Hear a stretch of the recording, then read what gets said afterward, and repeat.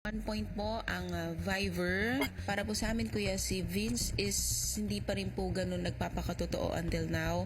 May times po na masyado pa rin siyang tahimik and nagpapaka-safe pa rin po siya until now, Kuya. Binibigyan po namin ng 1 point po yung Viver po, Kuya, lalo na po kay Vince, Kuya, kasi hindi ko pa po siya masyadong nakitaan po ng effort po na makipag-connect po talaga, lalo na po sa akin, Kuya, kasi feeling ko sobrang tagal na po ng 1 month po.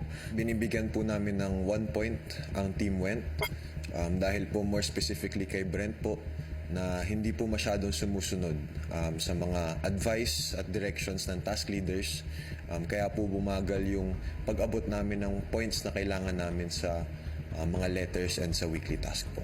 Kuya, binibigyan po namin ng 1 point ang Went dahil hirap po kami makipag-connect kay Will at dahil feeling po namin hindi pa rin po siya nagpapakatotoo dito sa bahay niyo. Binibigyan po namin ng 1 point ang Team Akla. Specifically po si Ate Klang sa mga actions na ginawa niya during game night. Nag-over siya sa game night.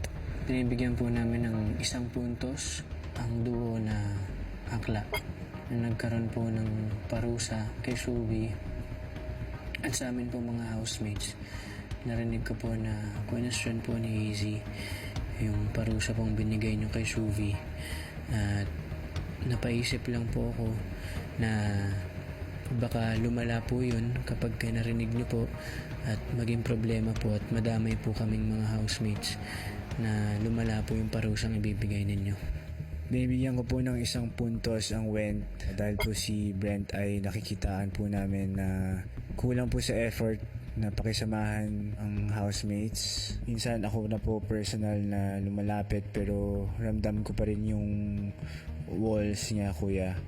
Kuya, binibigyan po namin ng 3 points yung side dust dahil may mga oras po na si Dustin hindi na po masyado namin nakakasama dahil naka-isolate po siya kasama si Bianca at dahil dito hindi na po namin siya masyado nararamdaman katulad po ng dati. Binibigyan po namin ng 3 points yung Jora kasi po si Josh po di po namin siya masyado nakikitang nagkukusa sa gawaing bahay po. Kaya binibigyan po namin ng 3 points ang Team Viver, but more specifically on Vince po. We feel like he's not being 100% genuine with us. Sometimes po kasi may mga nasasabi siya in front of us and then he says another thing to different people. Binibigyan po namin ng 3 points ang Jora po, Kuya. As a duo po, they're intimidating po. I feel like they could be a threat sa bahay niyo po, Kuya, dahil parehas po silang magagaling at perseverant po talaga sila na matapos ang kahit na anumang tasks po.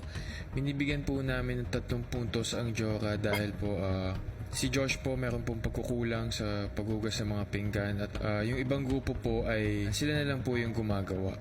Binibigyan po namin ng 3 puntos ang side dust. Napansin po namin lately si Dustin medyo nahihiwalay po sa amin dahil nga po mas tutok po siya ngayon kay Bianca. Kuya, binibigyan po namin ng 3 puntos po ang Akla. Si Easy po, Kuya, hindi ko na po siya nakikitaan gaano ng drive sa kung ano po talaga yung rason ng pagpasok niya dito or para po lumaban. Madalas po nagpapa-apekto po siya sa emosyon.